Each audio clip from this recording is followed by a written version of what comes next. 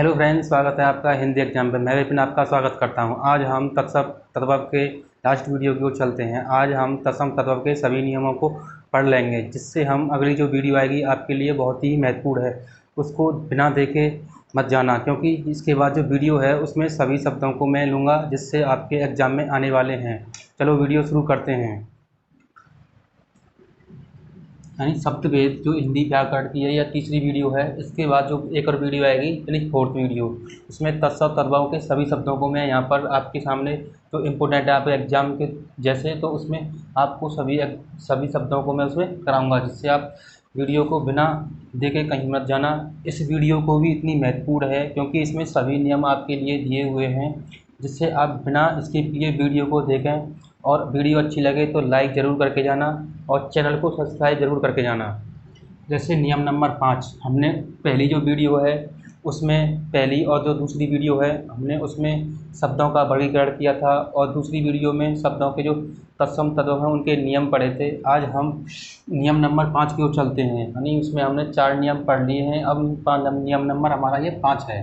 जैसे ऋषि, ऋषि और त्रय का जो प्रयोग होता है वो प्राय तत्सम में होता है। अगर किसी भी शब्द में ऋषि और त्रय आ जाए तो वो कैसे शब्द होते हैं, वो तत्सम शब्द होते हैं। तो जिससे इनका जो रूप परिवर्तन होगा, ऋषि का जो परिवर्तन होगा सा और रा में होगा, जबकि त्रय का जो परिवर्तन होगा ता में होगा। जब इनका परिवर्तन होकर बदल जाएंगे तो ये तद्भव शब्द कहलाते हैं। तो क्या बन जाएंगे? तद्भव शब्द बन जाएंगे। एक और है, जैसे ऋषि है। ऋषि, ऋषि की जो मात्रा, अगर किसी भी शब्द में ऋषि की मात्रा है तो वो भी शब्द कैसे होते हैं? तत्सम होते हैं। यहाँ पर इसको ध्यान रखना क्योंकि ये बहुत ही इम्पोर्टेंट है। अगर आपको किसी ने ऐसा पढ़ाया हो तो बताना, मैंने आपको कैसा पढ़ाया है कमेंट बॉक्स में भी लिखकर बताना। और वीडियो को लाइक करना ज़रूर, क्योंकि आप लाइक नहीं करोगे तो मुझे मोटिवेशन नहीं मिलेगा। और चैनल को सब्सक्राइब करके ही जाना, क्योंकि सबसे पहले हमारी वीडियो आपके पास पहुंचे तो बेल आइकन को भी ऑन करके रखना। जैसे तत्सम और तद्भव हैं, इनकी जो एग्जाम्पल हैं यानी उदाहरण हैं, हम इनको समझेंगे। यानी हमने उसकी नियम नंबर 5 की थ्योरी समझी यानी परिभाषा समझी, तो आज हम इसको उदाहरण समझते हैं। जैसे रात्रि, रात्रि है तो इसका जो परिवर्तन किस में होगा? ता में, तो क्या हो गया? रात हो जाएगा। इसी प्रकार राजपुत्र, राजपुत्र का जो परिवर्तन होगा राजपूत हो जाएगा, तो क्या होगा? राजपूत। इसी प्रकार श्रृंगार, श्रृंगार है ऋषि है तो किस में होगा? ऋषि का या तो राम में होगा या सा में होगा, तो क्या होगा? श्रृंगार, यानी श्रृंगार होता है इसका रूप परिवर्तन तद्भव। घृत है, घृत का तद्भव रूप क्या होता है? घी होता है।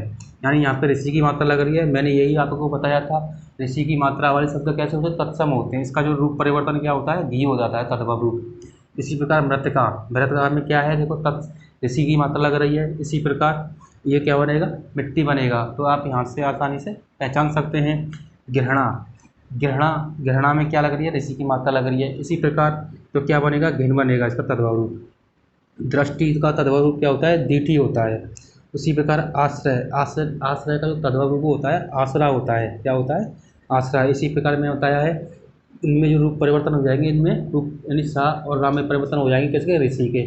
और त्रय के रूप परिवर्तन किस में होते हैं? ता में। और कभी कभी कुछ अपवाद होते हैं तो इनमें इनके रूप परिवर्तन नहीं होते हैं, तो इसके सीधे सीधे शब्द बन जाते हैं। इस प्रकार जैसे आश्रम, आश्रम का क्या होता है? आश्रय।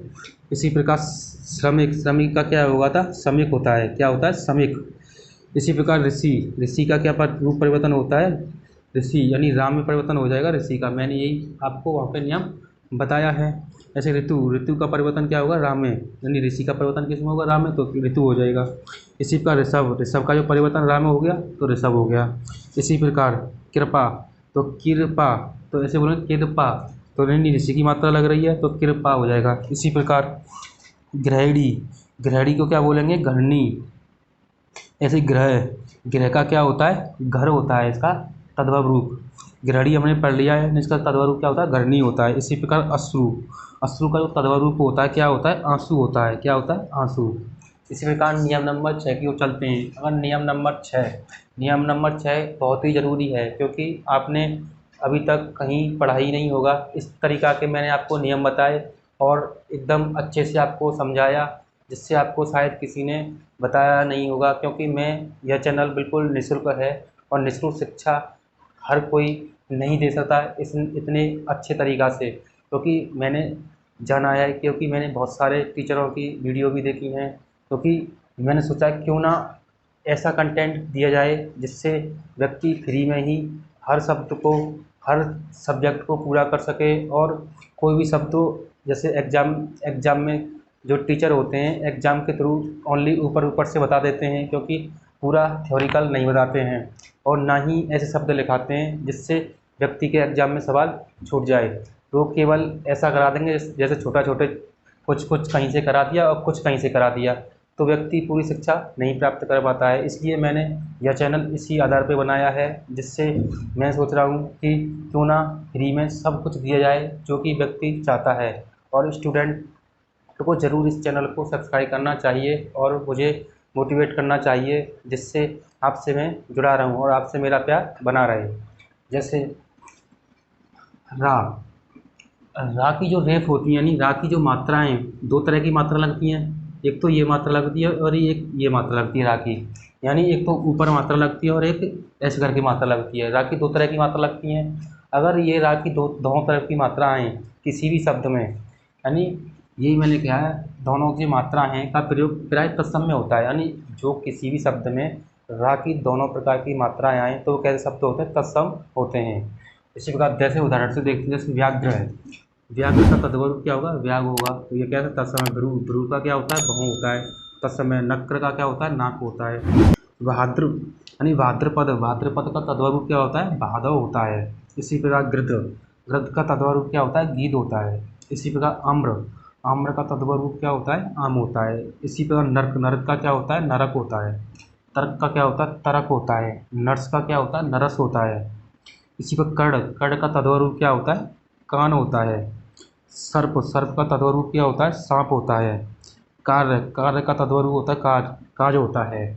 अगर मैं एक और बात आपसे कहना चाहता हूँ, अगर आपने पिछली वीडियो नहीं देखी है तो इस वीडियो के डिस्क्रिप्शन में जाकर वहाँ पर देख लेना। अगर आप वहाँ पर भी नहीं मिले, वैसे वहाँ पर सभी लिंक डिस्क्रिप्शन में दी हुई हैं, तो वहाँ पर जाकर उन वीडियो को पहले देखिए जब इसको देखिए, क्योंकि वहाँ से जो मैंने करा दिया है उन दोनों वीडियो में, वहाँ पर बहुत ही इंपॉर्टेंट है वीडियो। जब इस वीडियो को देखें तो आपको अच्छे से समझ में आएगा। यही तो यहाँ पर बेल आइकन दिया हुआ है, तो बेल आइकन जो आई बटन है, आई बटन पर क्लिक करके वहाँ पर देख लेना। वहाँ पर मैं प्लेलिस्ट पूरी दे दूँगा, आप हिंदी पूरी कंप्लीट पढ़ सकते हैं आई बटन पर जाकर।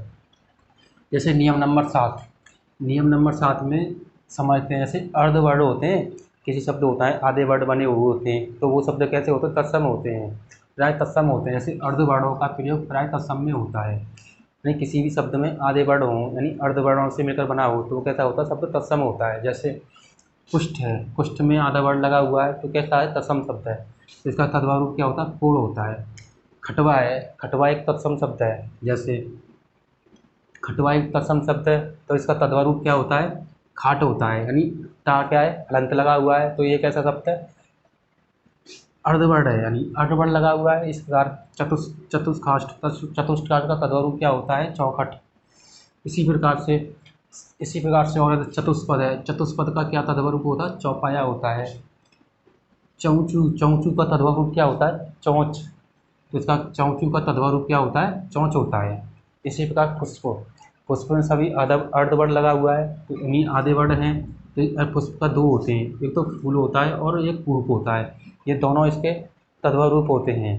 या संध्या ले लो, संध्या, संध्या में अर्धवर्ण होता है, तो संध्या का क्या होगा, तद्भव सांझ हो जाएगा। मैंने लिखा नहीं है, आप यहाँ लिख सकते हैं, बहुत सारे उदाहरण हैं, मैंने आपको ऐसे नियम करा दें तो आप आसानी से वहाँ पहचान लेंगे और आपकी कोई गलती भी नहीं होगी। तो आपको, जैसे अब नियम नंबर 8, नियम नंबर 8 बहुत ही ज़रूरी है, यानी मैंने जो आपको नियम कराए हैं शायद ही किसी ने आपको कराए ही नहीं होंगे। जैसे संस्कृत के जो 22 उपसर्ग हैं, संस्कृत के 22 उपसर्ग से जो बने शब्द होंगे वो प्राय कैसे होंगे, तत्सम में होते हैं। संस्कृत के 22 उपसर्गों से जो शब्द बनेंगे वो कैसे होते हैं, तत्सम होते हैं।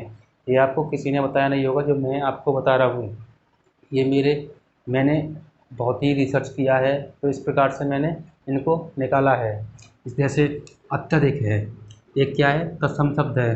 दुर्जन है, दुर्जन क्या है, तत्सम शब्द है।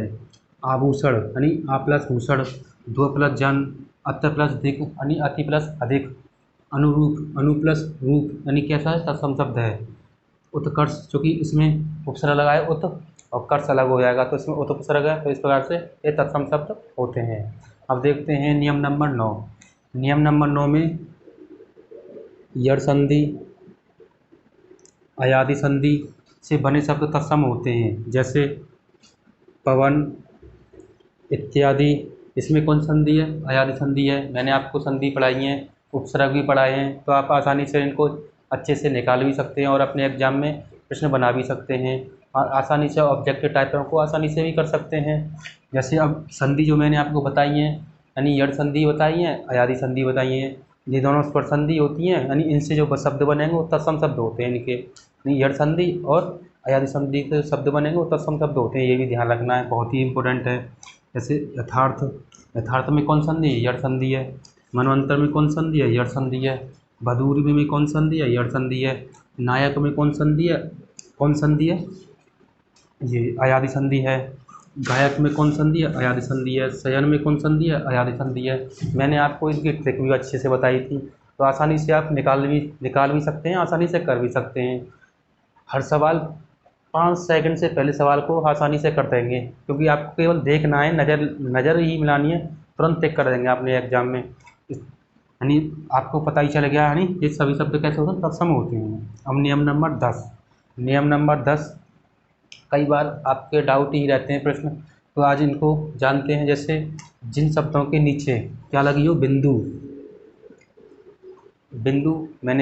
बिंदु किसे बोलते हैं? जो नुक्ता, जो मैंने आपको कब कराया था, यानी आपको पढ़ाया था, मैंने कब पढ़ाया था? जो आपने व्याकरण में वर्णमाला पढ़ी थी, उस टाइम मैंने वर्णमाला में नुक्ता चिन्ह कराया था, यानी नुक्ता जो मैंने बनाया भी है। देखो यहाँ आप देख सकते हैं बोर्ड पर, तो यहाँ नुक्ता जो बिंदु है वो प्राय कैसे शब्द होते हैं? तद्भव होते हैं। यहाँ पर ये तद्भव में आ जाते हैं, तो इस प्रकार के तद्भव होते हैं।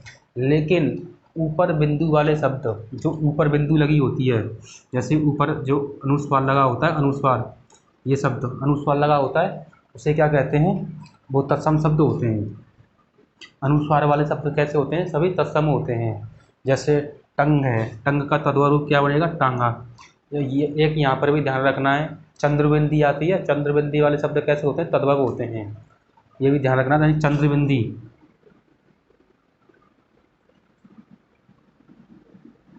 चंद्रबिंदी वाले जो शब्द होते हैं वो तद्भव होते हैं।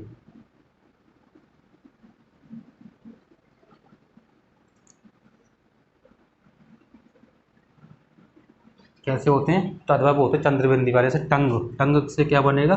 टांगा। पंच से क्या बनेगा? पाँच बनेगा। दंत से क्या बनेगा? दांत बनेगा। थोड़ा से यानी नुक्ता चिन्ह लग जाएगा, थोड़ा हो जाएगा। घोड़ा से नुक्ता चिन्ह लग जाएगा, घोड़ा हो जाएगा। पुंज से क्या बनेगा? पूंजी बनेगा। इस प्रकार से आप आसानी से कर सकते हैं। मुझे लगता है इस वीडियो को देखने के बाद आपका पूरा डाउट ही सॉल्व हो गया होगा, और आपका कोई भी डाउट जो मन में प्रश्न है वो भी आपके नहीं रहा होगा। कमेंट बॉक्स में बताएं कि मेरे पढ़ाने का तरीका कैसा लगा है। मुझे लगता है आपको बेहद ही पसंद आया होगा। वीडियो को लाइक करें, चैनल को सब्सक्राइब करें और वीडियो को शेयर भी करें, जिससे आपके दोस्त अच्छे से शिक्षा प्राप्त कर सकें। आपने हमें बहुत ही अपना अहम समय दिया। आप सभी को धन्यवाद दोस्तों।